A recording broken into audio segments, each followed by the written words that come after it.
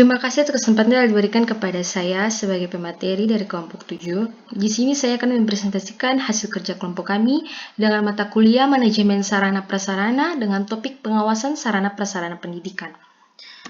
Sebelum saya masuk dalam membacakan tentang materi pengawasan sarana prasarana pendidikan, saya akan membacakan nama-nama anggota kelompok kami, kelompok 7.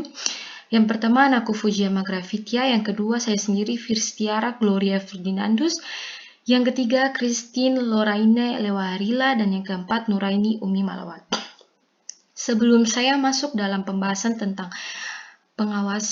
tentang topik-topik pengawasan sarana prasarana pendidikan, saya akan membacakan sedikit latar belakang dari pembuatan materi ini. Sarana dan prasarana merupakan hal yang mendasar dan penting karena keberadaannya akan sangat berpengaruh terhadap suksesnya pembelajaran. Selain itu, sangat menunjang dalam proses kegiatan belajar mengajar. Oleh karena itu, manajemen sarana prasarana merupakan salah satu komponen yang bertujuan dalam memberi layanan secara profesional untuk memenuhi sarana prasarana bagi setiap satuan pendidikan. Dalam melaksanakan sarana prasarana pendidikan, harus ada yang namanya perencanaan, pengadaan inventarisasi, pemeliharaan, penghapusan, dan yang paling penting dalam melaksanakan seluruh proses kegiatan tersebut adalah adanya proses pengawasan sarana prasarana pendidikan. Pengawasan ini merupakan salah satu aspek yang harus dilakukan dalam mengawasi kegiatan sarana prasarana pendidikan pada setiap satuan pendidikan.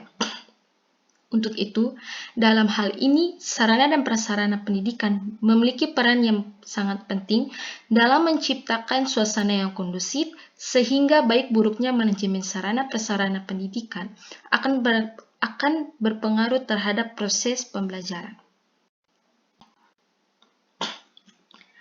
Selanjutnya, kita masuk pada materi yang pertama, pengertian pengawasan. Secara umum, berikut ini adalah pendapat para ahli tentang pengawasan. Di sini kelompok kami hanya mengambil 2 para ahli dari buku-buku yang telah kami temui.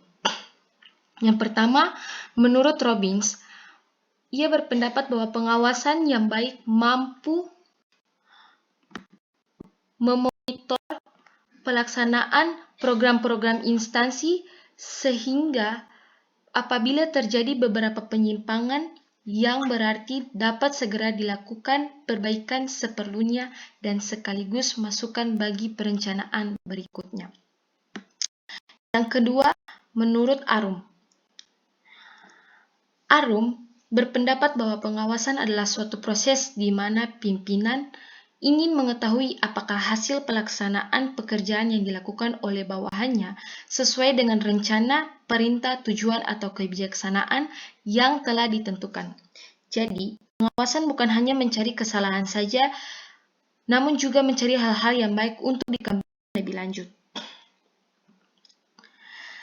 Secara umum, pengawasan merupakan salah satu fungsi yang harus dilaksanakan oleh pimpinan organisasi. Hal ini berkaitan dengan sarana prasarana pendidikan. Perlu adanya kontrol baik dalam pemeliharaan atau pemberdayaan.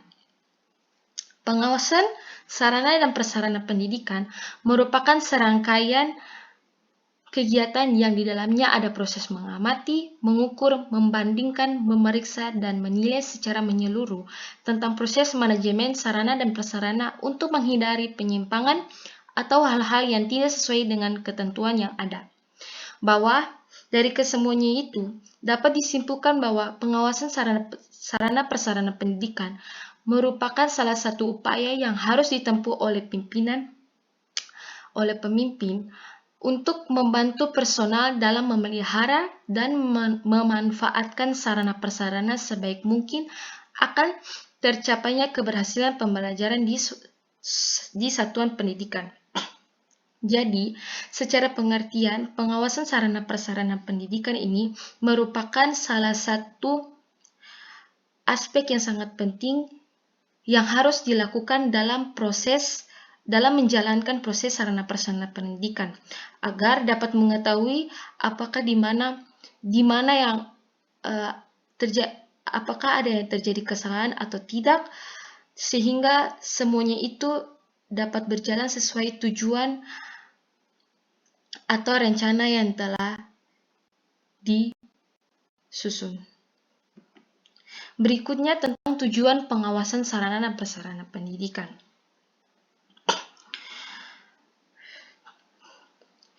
Secara umum, tujuan adanya pengawasan dilakukan agar hasil pekerjaan yang diperoleh secara berdaya guna atau efisien, yaitu hasil yang sesuai dan tepat dengan pengeluaran yang seminimal mungkin dan efektif atau sesuai dengan rencana yang telah ditentukan sebelumnya. Jadi, dapat disimpulkan bahwa tujuan dari diadakannya pengawasan sarana prasarana pendidikan yakni sebagai berikut. Yang pertama, untuk mengoptimalkan usia pakai peralatan. Hal tersebut merupakan salah satu tindakan yang paling terpenting, terutama jika dilihat dari segi biaya, karena membeli peralatan jauh lebih mahal daripada menjaga atau memelihara. Yang kedua, untuk menjamin kesiapan operasional peralatan. Dalam hal ini mendukung kelancaran pekerjaan sehingga memperoleh hasil yang optimal atau hasil yang memuaskan. Yang ketiga, untuk menjamin ketersediaan peralatan yang diperlukan melalui pengecekan secara rutin. Yang keempat, untuk menjamin keselamatan orang atau peserta didik dalam menggunakan sarana dan prasarana pendidikan. Jadi, keempat tujuan sarana prasarana pendidikan ini pada dasarnya dilakukan di setiap satuan pendidikan. Jadi, adanya tujuan pengawasan sarana prasarana ini merupakan komponen yang paling penting dalam melaksanakan sarana prasarana pendidikan di setiap satuan pendidikan. Yang berikutnya, jenis-jenis pengawasan sarana prasarana pendidikan. Dalam melaksanakan pengawasan sarana dan prasarana pendidikan, ada beberapa jenis diantaranya sebagai berikut. Pengawasan oleh pihak organisasi atau internal control. Dalam hal ini, pengawasan oleh pihak organisasi di mana dibentuk dalam organisasi itu sendiri. Jadi pengawasan yang dilakukan oleh pihak organisasi ini merupakan salah satu pengawasan yang berada di instansi atau organisasi tersebut yang dikhususkan untuk mengawasi proses sarana prasarana pendidikan di satuan pendidikan atau instansi maupun organisasi tersebut. Yang kedua, pengawasan oleh pihak di luar organisasi atau external control.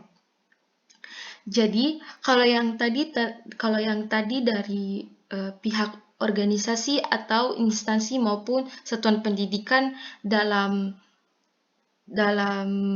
satuan pendidikan tersebut. Kalau yang tadi itu contohnya seperti pimpinan atau kelompok-kelompok yang dibentuk untuk mengawasi sarana prasarana pendidikan. Kalau yang kedua ini di luar organisasi atau external control. Jadi yang kedua ini itu berasal dari pihak luar, contohnya seperti pengawas yang ditugaskan untuk mengawasi dalam hal ini yang ditugaskan untuk mengawasi proses sarana prasarana pendidikan yang terjadi di satuan pendidikan tersebut. Yang ketiga, pengawasan preventif. Dalam hal ini harus adanya pengawasan sebelum perencanaan atau strategi yang disusun akan dilaksanakan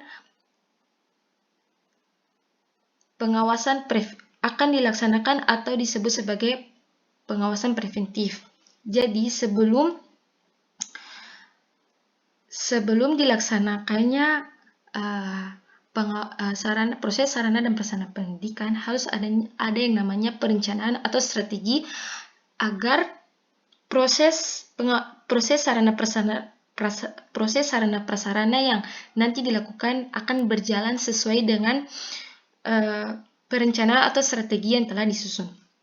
Yang keempat, represif. Pengawasan ini dilakukan setelah adanya pelaksanaan pekerjaan. Pengawasan ini dilakukan setelah adanya pengawasan ini dilakukan setelah adanya pelaksanaan pekerjaan. Jadi, jika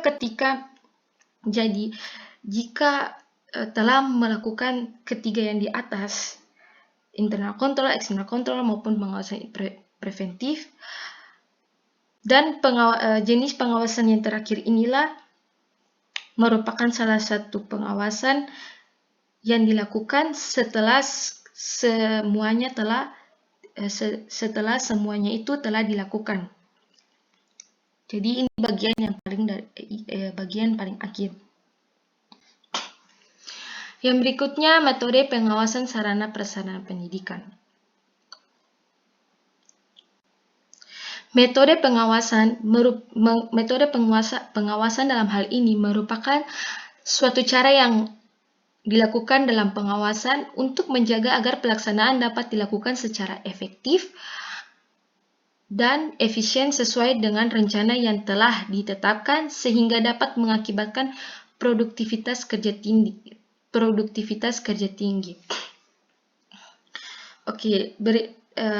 Untuk itu, ada pun beberapa metode yang biasanya dilakukan dalam melaksanakan pengawasan sarana prasarana pendidikan.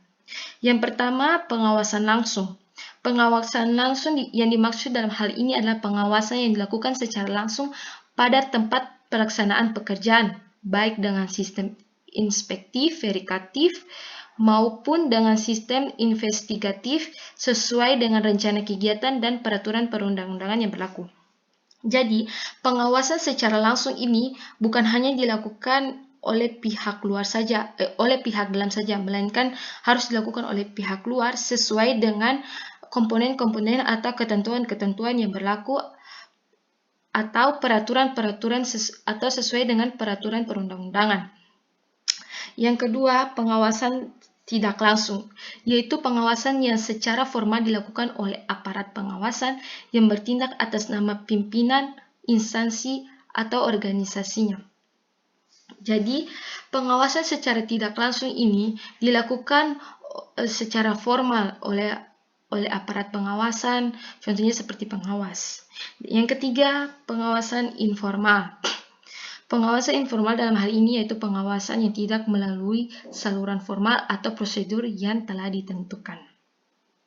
Yang keempat, pengawasan administratif, yaitu pengawasan yang meliputi bidang keuangan, kepegawaian, dan material. Jadi, dalam melakukan sarana prasarana pendidikan, pengawasan administratif ini merupakan salah satu metode pengawasan yang sangat penting.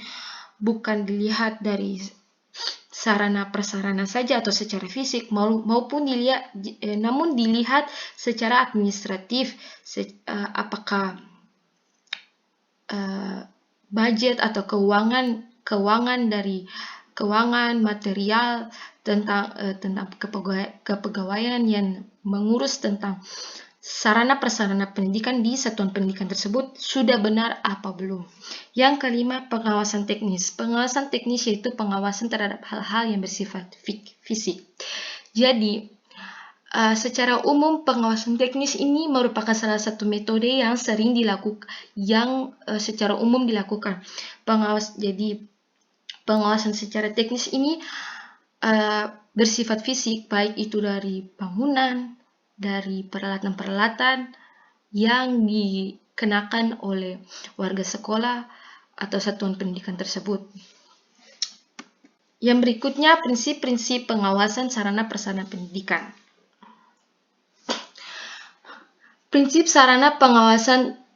pengawasan merupakan landasan atau acuan dalam melakukan kegiatan pengawasan agar pengawasan tersebut dapat terarah sesuai dengan apa dengan apa yang diharapkan. Proses pengawasan sarana prasarana pendidikan dilakukan berdasarkan prinsip-prinsip sebagai berikut. Pengawasan berpedoman pada kebijakan yang berlaku. Untuk dapat mengetahui dan menilai adat tindakannya, kesalahan-kesalahan, dan penyimpangan, pengawasan harus berpangkal tolak dari keputusan pimpinan yang tercantum dalam tujuan sasaran pedoman yang telah ditetapkan. Jadi, pengawasan yang berpedoman pada kebijakan yang berlaku ini, di sini peran pemimpin atau pimpinan instansi atau satuan pendidikan tersebut memiliki peran yang sangat penting. Jadi, pengawasan ini berpangkal atau beracuan pada pimpinan atau pimpinan instansi tersebut. Yang kedua, pengawasan bukan tujuan utama. Pengawasan hendaknya tidak dijadikan tujuan utama, tetapi sarana untuk menjamin dan meningkatkan efisien dan efektivitas pencapaian tujuan organisasi. Yang ketiga, prinsip organisasi. Fungsi pengawasan adalah untuk memudahkan jalannya organisasi. Oleh karena itu, pengawasan ada pada setiap pimpinan atau satuan kerja dan atasan menurut fungsi masing-masing. Yang keempat, prinsip penyesuaian kebutuhan. Pengawasan hendaknya disesuaikan dengan sifat dan kebutuhan instansi tersebut. Yang kelima, prinsip penemuan fakta. Pengawasan hendaknya didasarkan pada penemuan fakta tentang pelaksanaan tugas atau pekerjaan dan berbagai faktor yang mempengaruhinya. Yang keenam, prinsip pencegahan. Dalam hal ini, pengawasan hendaknya didasarkan pada penemuan fakta tentang pelaksanaan tugas atau pekerjaan dengan berbagai faktor yang mempengaruhinya.